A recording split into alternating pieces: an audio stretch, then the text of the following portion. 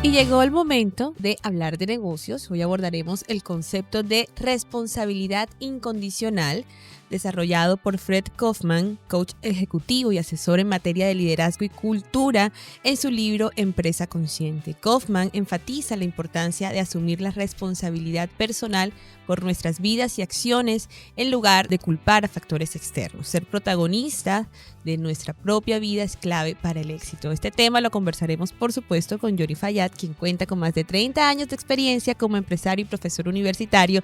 Y pues a través de este espacio, Hablemos de Negocios, nos invita a desafiar lo convencional.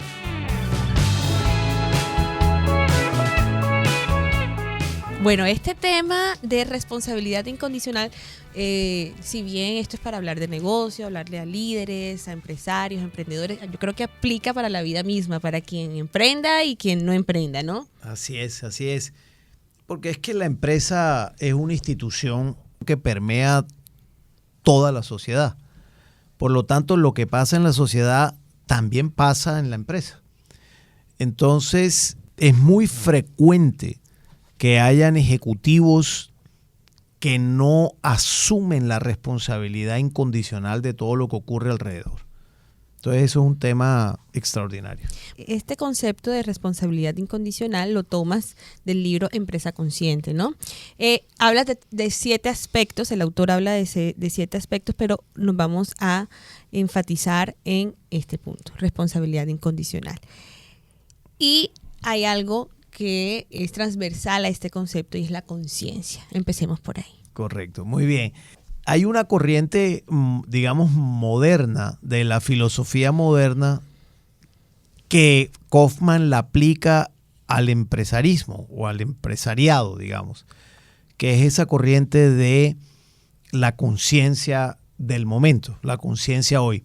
Dice Kofman y todos los teóricos al respecto, la conciencia es: yo debo darme cuenta que está pasando afuera y debo darme cuenta que está pasando adentro. Y cuando me doy cuenta de manera, digamos, presente, me puedo hacer cargo. Entonces, dice Kofman, solo el que es consciente realmente puede ser responsable incondicionalmente. ¿Y qué implica esta conciencia? La conciencia implica, primero, que todo lo que pasa alrededor tuyo es información que tú puedes obtener de allí. Luego, ¿qué haces tú con esa información? La puedes procesar, quedarte callado y seguir para adelante, o puedes hacerte consciente, es decir, presente de esa información alrededor tuyo. Si estás en una compañía, lo que pasa fuera del ámbito de la compañía y lo que pasa dentro del ámbito de la compañía. Te haces consciente en ese momento presente y dices, bueno, frente a esta situación, ¿cuál pudiera ser la afectación que pudiera tener yo o mi negocio? Y a partir de allí dices, tengo que buscar cómo me adapto y o cómo me hago cargo a esas situaciones alrededor mío. De tal manera que cuando algo ocurra, tú no deberías decir, ay, yo no sabía. No debes decir jamás eso. O decir, no, es que eso no es culpa mía, eso es Petro. Ese es el que sea, ese es el jefe. Esa es la situación de Barranquilla, es la incultura de la ciudad, es que la gente no usa las canecas de basura. La gente. Exacto. Tercera persona. El tercero. Entonces allí, el gran aporte de Kofman es eso que en la filosofía se habla de lo que es la conciencia, en la empresa es aplicable al 1000%. Y normalmente cuando tú tienes indicadores que no son favorables a ti, no estás cumpliendo la meta de algún indicador, lo que hace un buen jefe, un buen líder es decir, eso es mi responsabilidad. Y por lo tanto voy a poner la cara y voy a buscar soluciones. Por eso es tan valioso, porque la gran mayoría de la humanidad le encanta el papel de víctima. Porque el papel de víctima tiene además la posibilidad de que las personas alrededor tuyo te arropen. Claro. y te digan, te consuelen. Te consuelen. Entonces tú de alguna manera como que te sientes importante en ese momento, ¿verdad? Pero a la larga tú sabes que todo el que se victimiza termina solo, absolutamente solo y desposeído. Entonces yo lo que interpreto es como un tipo de proceso de toma de decisiones asertivas respecto a las decisiones empresariales. Es como un tipo de inteligencia emocional empresarial. Porque si nos vamos al tema psicológico como individuo, la inteligencia emocional es como estar consciente de lo que pasa a mi alrededor y que no puedo controlar, y sé cómo reaccionar y cómo actuar frente a eso, e incluso interpretar los sentimientos de unas terceras personas. Eso llevado al campo empresarial, repito, sería como estar listos para tomar decisiones asertivas. Correcto. Y no lamentarte cuando efectivamente hay algo que no puedes controlar y de pronto pasó, sino todo lo contrario. Es decir, el que es responsable incondicionalmente, yo con mi equipo de trabajo, por ejemplo, yo soy responsable incondicionalmente de lo que pasa con mi equipo, 100%. Entonces, por ejemplo, un cambio regulatorio que coge el marco regulatorio del sector y lo modifica. Y entonces la pregunta es, bueno, ¿y qué vamos a hacer nosotros frente a ese cambio regulatorio? ¿Te vas a quedar quieto o qué? El que es responsable incondicionalmente se lee el decreto antes, mira cuáles han sido los comentarios del decreto, mira la resolución antes que salga en la página del ministerio, habla con su equipo, se va preparando. ¿Ves? Y si de pronto es un gallo tapado, es decir, salió una resolución que nadie sabía y te modificó el marco regulatorio de tu negocio, bueno, tú dices, hey, esto es mío. Yo voy a buscar la forma de tomar una decisión asertiva para buscar un plan de acción aquí. Pero ¿por qué esto es importante? Porque la mayoría de la humanidad no lo hace. La mayoría de la humanidad le encanta que otro sea el que haga esto. Y tienen cargos de responsabilidad dentro de la organización y no son capaces de decir, esto es mío. Bueno, pensando. Ahí yo veo que tú sueltas, pensando a futuro, cómo nos preparamos para ser mejores tomadores de decisión. La preparación que acabas de decir, datearse bien, investigar, estar como preparado frente a eso. ¿Qué otras habilidades debemos desarrollar para lograr ser o trabajar en una empresa de manera óptima como lo estás proponiendo ahora? Yo digo que una de las buenas habilidades es hacerse preguntas. ¿Y qué significa eso? Significa tener como dentro de tu marco de referencia conceptual, hey, si algo está pasando, es posible que tenga impacto en mí, alrededor de mi compañía, ¿verdad? Si algo está pasando, es posible que tenga impacto en mí. Esa es como uno de los paradigmas importantes que debes incorporar en tu marco de referencia conceptual. El que no se hace preguntas es porque no está preparado para las respuestas. Y eso sí es fatal en un mercado que es absolutamente dinámico como los que tenemos nosotros en la actualidad. Entonces, una es hacerse preguntas. A mí me parece que eso es absolutamente relevante. Y la pregunta, reitero, es esa. ¿Qué está pasando allá que me pueda afectar a mí? De pronto ser como un poco abogado del diablo y pintarse escenarios remotos que puedan ocurrir y en caso de, yo reaccionaría de esta manera, anticiparse. Es un esquema de toma de decisiones, perfectamente eso que tú dices. Yo digo, hey, cojo varios escenarios y digo, frente a este escenario, ¿cuál puede ser el más probable? Uh-huh. Y entonces allí tomo una decisión. Ese sí es un esquema de toma de decisiones también. Adelantarse es aquel valor de la proactividad, que tú eres capaz de decir, bueno, algo está pasando, yo no voy a dejar que me coja, voy a meterme en la jugada. Ahora, hay momentos en donde el día a día de tu compañía, de tu trabajo, te lleva a un ritmo que a veces no eres capaz de adelantarte tanto como quisieras. Pero a veces te coge la situación y tú dices, yo estoy andando a 1000 por hora en la compañía, los clientes, la burocracia interna y demás aspectos, y no tuve tiempo para eso. Es un error, sin duda. Pero, ¿cómo, digamos, pudiera uno solventar ese error? Hey, ya está aquí, ahora me hago cargo de esto. Sí, porque estaba pensando que cuando se habla de gerentes, de presidentes de grandes compañías, pues gerencia, ¿no? Pero está también la microgerencia, el estar haciendo seguimiento como actividades muy puntuales, acciones muy puntuales a estrategias.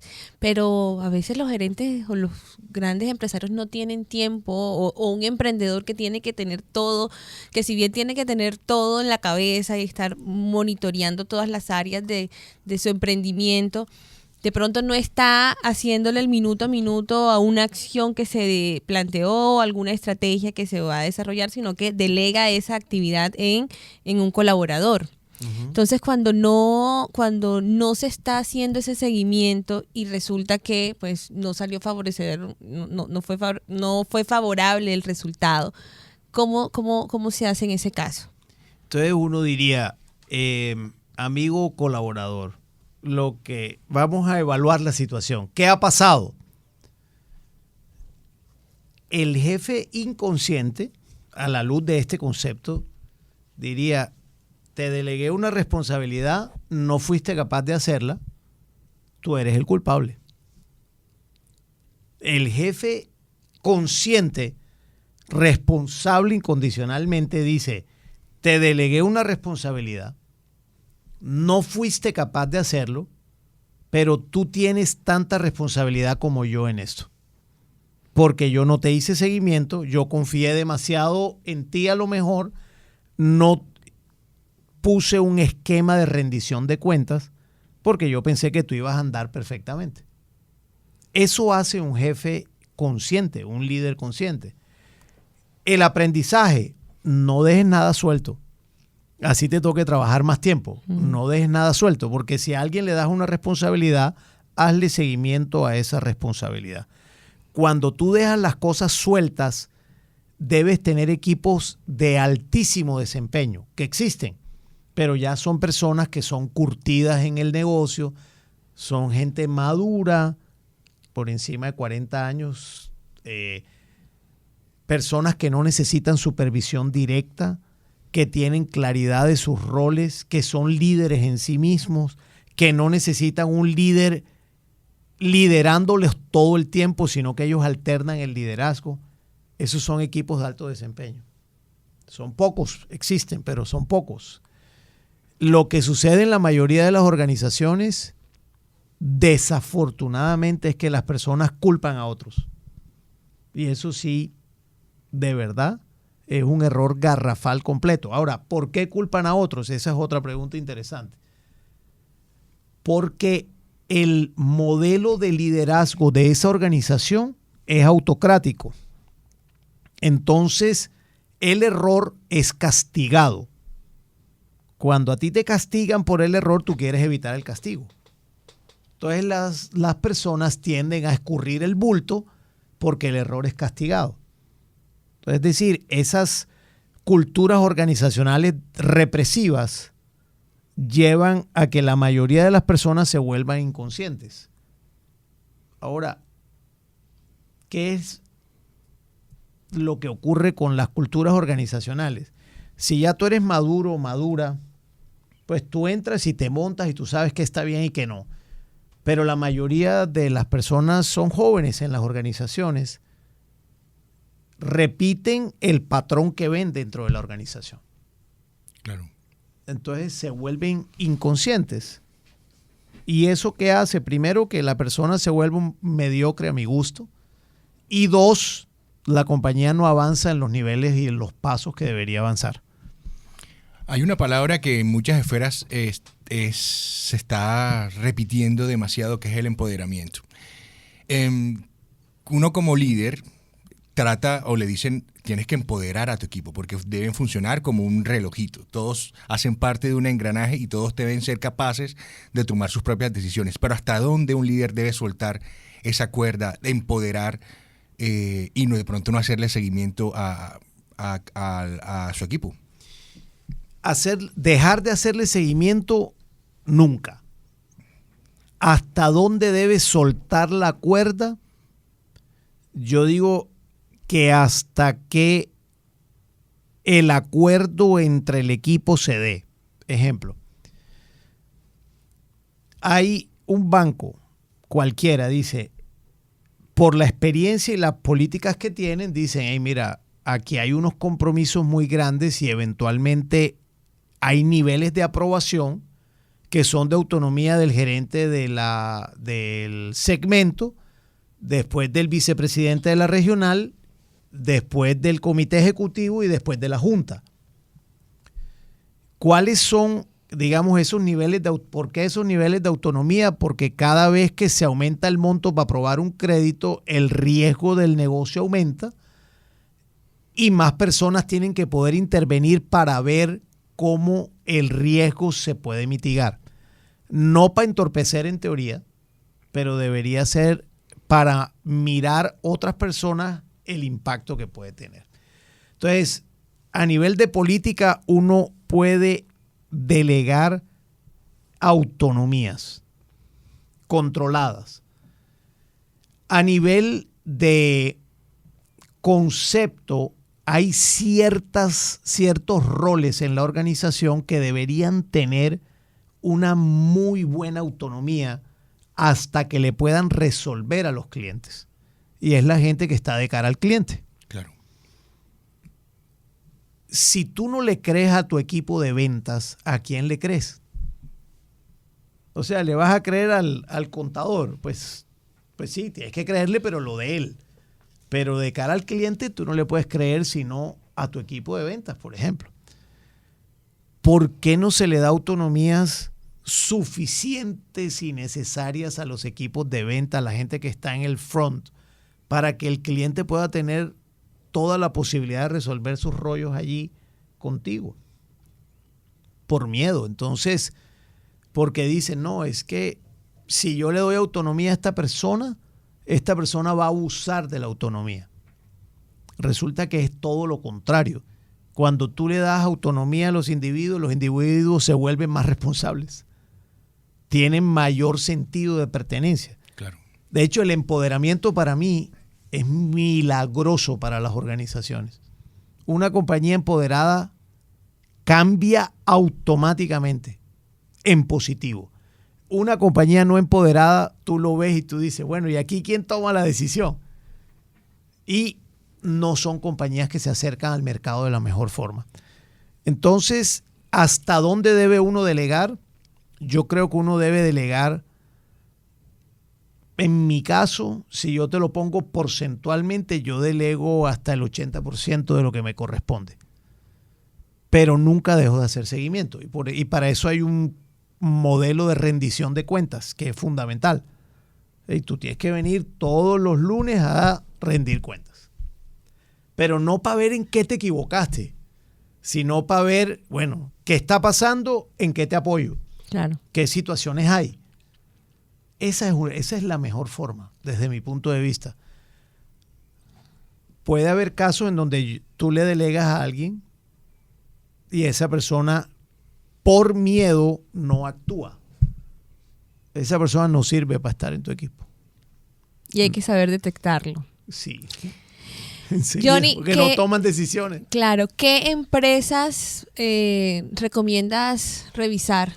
Casos de éxito que propicien un ambiente de liderazgo descentralizado, que propicien el empoderamiento de los colaboradores. Yo te digo, algunas en Colombia, a mí me gusta mucho Bancolombia.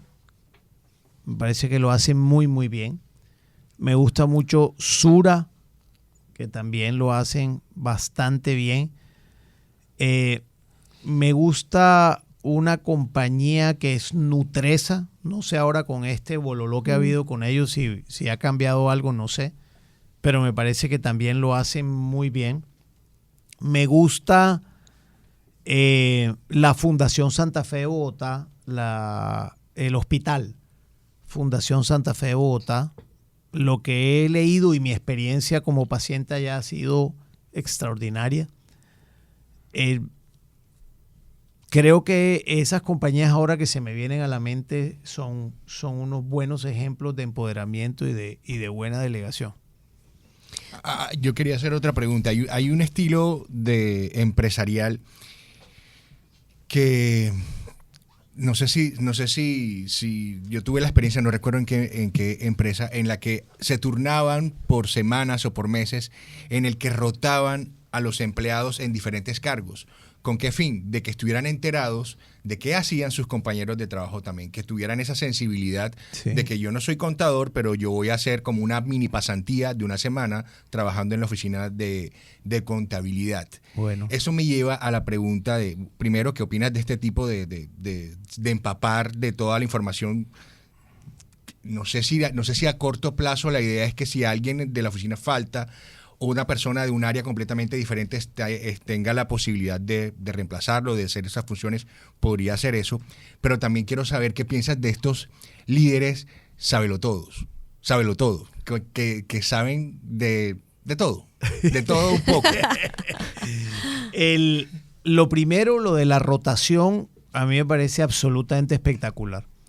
Porque el propósito es despertar la sensibilidad en los individuos. Pero es más, cuando yo te pido algo a tu área y viene alguien al área mía, por ejemplo, yo le digo, esto es lo que hay, estás una semana conmigo. Cuando yo te pida algo, por favor, este es el impacto del tema. Y es el proceso. Este es el proceso. Y lo mismo en las otras áreas. Entonces, a mí me parece absolutamente espectacular que eso se pueda hacer. Genial.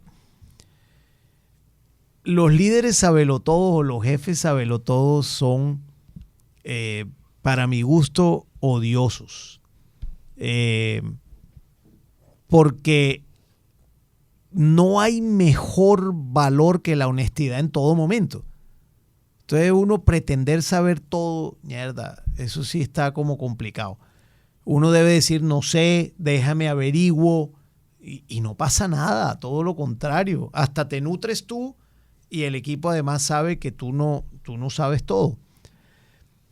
En estrategia hay un concepto, y lo voy a unir con esto, hay un concepto que a mí me encanta que dice, ¿qué es estrategia? Estrategia es hacer escogencias.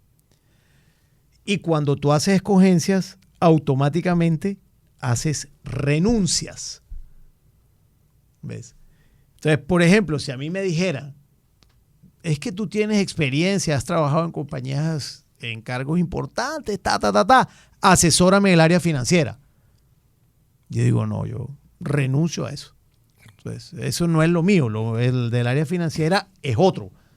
¿De acuerdo? No, asesórame del área logística, renuncio. Eso no es lo mío. El otro sí debe saber eso. Luego, un buen jefe sabe a qué debe renunciar. Y una de las cosas a las que debe renunciar es eso, a que yo no lo sé todo.